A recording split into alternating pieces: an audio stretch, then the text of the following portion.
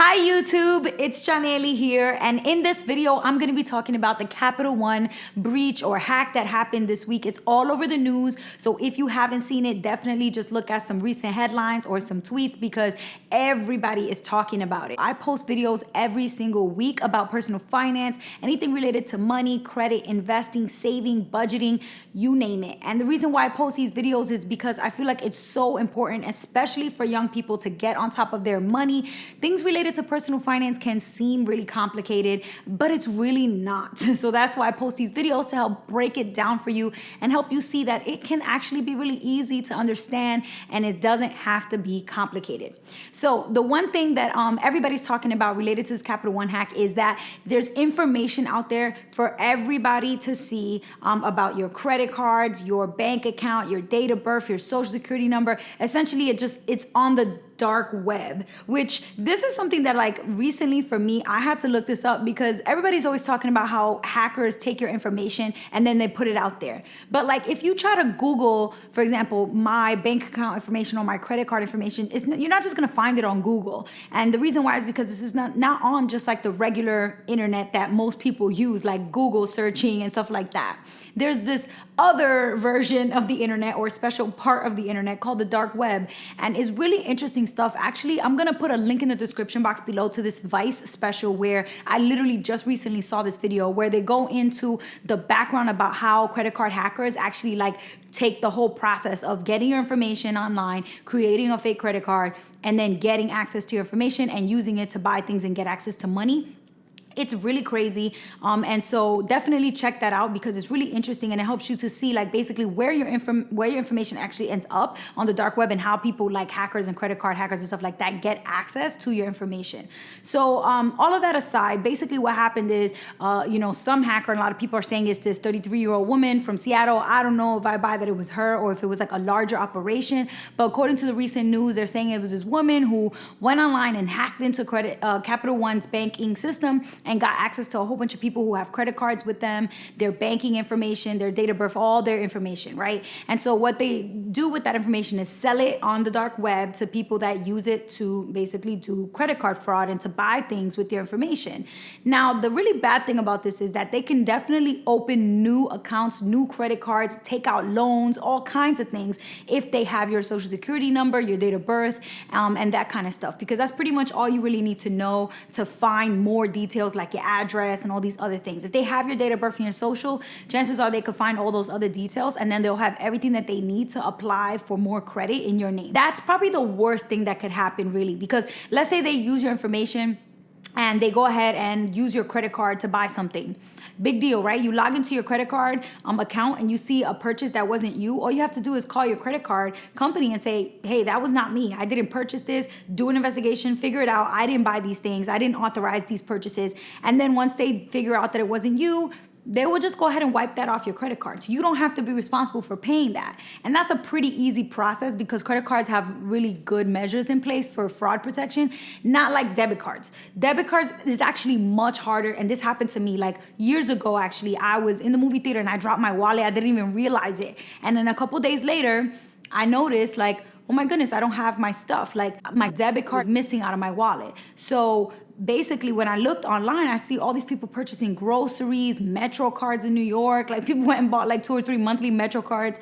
And I was like, wait, I didn't buy all of this stuff. It was like hundreds of dollars. And I called up my bank and they were like, oh yeah, because they use a debit card and not a credit card, that means that it's gonna take like 90 days just to do the investigation. It took a long time for me to be able to get that money back versus other times where this happened to me with my credit card. Literally in like 30 or 40 days, they close the case and they remove the charges from my card. So it's a lot easier with credit cards than it is with debit cards. So that's the good thing. But the bad thing is that with the Capital One breach, they're saying that a bunch of banking information was also released, which means that they might have checking account information and other things like that.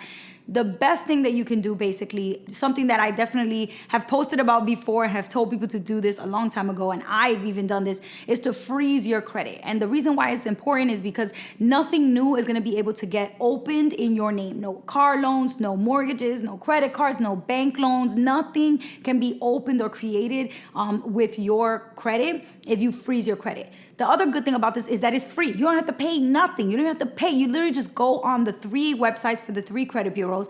It takes literally 5 minutes or less for each site. So maybe like 10 to 15 minutes of your time. And it will save you and spare you so many hours of being on the phone trying to complain about fraudulent activity if, anything did happen on your credit. So definitely go ahead. I'm going to put the links under the documentary link below from Vice. I'm going to put the 3 links directly to Equifax, Experian, and TransUnion. That's the order. Actually, no, I recommend the order that you do them is start with Equifax. Start with them first because that's like the biggest one, the oldest one, and they're going to assign you a 10-digit PIN code number. You have to guard that 10-digit PIN code number with your life because when you want to unfreeze your credit, the only way you can do it is with that 10-digit PIN code. So you're going to make sure like that's just as important as your social security number, honestly. So when you want to unfreeze it, you can, basically call them or go on the website and just enter that 10-digit number to lift off the freeze. If you do want to apply for something, let's say in a year or in a few months, it's really easy to do. I'm going to show on the screen pretty much like all of the screens that you get that it shows you when you do freeze your credit, because I froze my credit, and honestly this just helps me sleep at night. Like I don't have to worry about this hack. Like I do have a Capital One credit card, but even before this, it's so important to do it. When the Equifax hack happened and everybody was saying, oh my goodness, like everybody's information is out there. And the reality is, it's not just these companies that you're susceptible to, credit hacking, like, and information and fraud and all of that. People have had their information stolen from Home Depot. People have had information stolen from the Marriott hotel chains. Like, there's so many other businesses that their systems are getting hacked, and your information could end up on the dark web, literally just because you bought something at Home Depot or because you stayed one night at a Marriott hotel. So this is not just something that has to do with the bank you have, the credit cards that you have. This is bigger than that. This is like everybody who uses any kind of information that they store on a computer or a database is susceptible to this. So at this point, if you don't freeze your credit, honestly, you're just pretty much leaving it out there to chance that somebody might use your credit to open new accounts. So take a few minutes today. It's not hard to do. It's real quick. I did it myself, and they'll give you the 10-digit code if you do it with Equifax first. Then after Equifax, do TransUnion, and then Experian. Experian actually only requires a 6-digit PIN, but you could just use the first 6 digits of the 10-digit PIN that Equifax gives you. And then when you go to TransUnion, they ask you, do you want to create your own PIN or do you want us to assign you a PIN? What I did was I just put, I want to create my own PIN, and then I used the same PIN that Equifax gave to me to do the TransUnion one, and then I just took the 6 digits from that and did the Experian one. That just makes your life easy. The 10-digit PIN, it unlocks all of them, and it just makes your life a little bit easier rather than having 3 different PINs and they can't remember which one was for which credit bureau. So make your life easy. Do Equifax first, take those 10 digits and use it for the other ones. That is definitely the biggest tip that I could say. Even credit monitoring is not even going to be able to help you prevent fraud. It's only going to tell you once it's already done and when it already happened, which at that point is already too late. Like now you're going to have to go into the whole process of reporting the fraud. The only way to prevent anybody from using it is to freeze your credit. So I definitely recommend that. And then the other thing is to just be watching your accounts constantly, because you should be logging into your credit card and your bank information all the time, especially if you have Capital One Bank, because at this point you don't know if they have access to your information or not.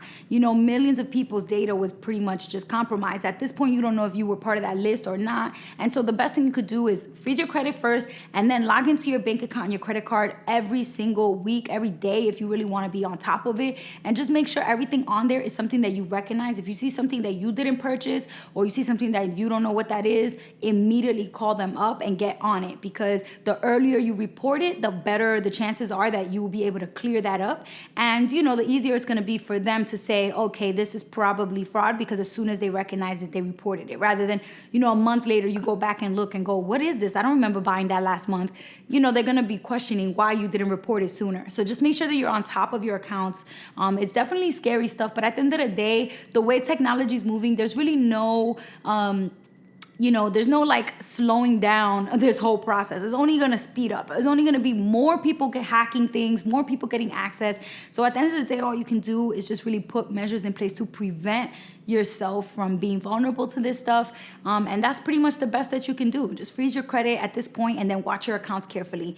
If you guys want to learn more about all this stuff, I put a couple more links down below. So the documentary from Vice about the dark web and credit card hackers. I put the 3 links to Equifax, Experian, and TransUnion freezing your credit. And then finally, I put 2 or 3 links to different articles about the the Capital One hack, so that if you're curious about it and you haven't heard of it, you could check that out as well. If you guys have questions or comments, if you froze your credit too, or if you're wondering about the process, please put them below in the comment box. It's really not that hard, and trust me, it saves you a lot of headache and it makes you sleep a little bit easier at night. And then if you have questions, you can always email me at MissBeHelpful@gmail.com. I definitely have a number set up too where you can call and leave a recorded message, and then I will respond to your recorded message by posting a video response to you, so you can check that out on the screen. And that's pretty much it. Follow me on social media if you want to connect with me on there. Give the video a thumbs up, subscribe to the channel if you haven't already. All those good things. That's pretty much what I have for you guys. Till next time, peace.